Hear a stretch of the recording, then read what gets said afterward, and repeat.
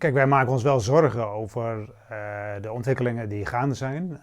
De laatste cijfers zijn van 2 weken geleden, maar dan zie je toch al een 15% ziekteverzuim ook in de huisartsenzorg.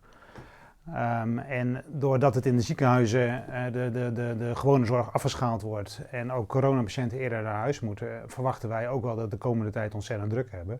En dan zeggen we, ja weet je, wil je de zorg op poten houden, gaat het niet alleen maar om de huisartsenzorg of niet alleen maar om de ziekenhuiszorg, maar ook dus heel erg om de huisartsenzorg. Ik denk dat iedereen die in de zorg bekend is, die weet wat huisartspraktijken overdag doen, wat huisartsen in de huisartspost in de avond, nacht en weekenden doen, die weet wat dat betekent voor de acute zorgketen. Dat is zonder discussie. Vraag het aan de eerste hulpartsen, vraag het aan de spoeddokters. Wij zijn een onderdeel van die spoedketen en ik denk in de coronacrisis een belangrijk onderdeel. Zijn jullie als huisartsen extra kwetsbaar ten opzichte van ander zorgpersoneel? Wat ons extra kwetsbaar maakt is dat we niet altijd goed weten welk risico we lopen. Wij gaan niet naar iedereen, en dat kan ook niet, we gaan niet naar iedereen toe in een pak. Dat zou veel te veel tijd kosten. Dat kan gewoon niet.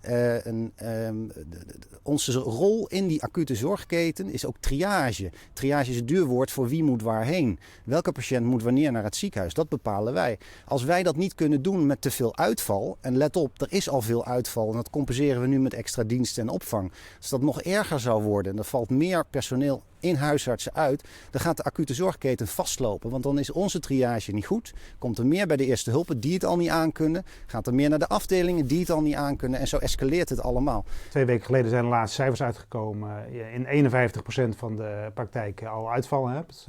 En een uitval hebt van 15%. Maar dat eigenlijk elke praktijk toch nog in zijn eentje kan redden.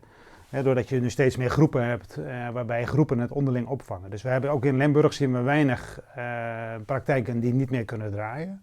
Maar ja, de druk wordt wel groot en wij zeggen wel, weet je, als de gelegenheid er is, dat wij ook als beroepsgroep meegenomen worden, zowel de huisartsen als het ondersteunend personeel, en waar natuurlijk ook veel uitval is, ja, dan lijkt het ons wel verstandig.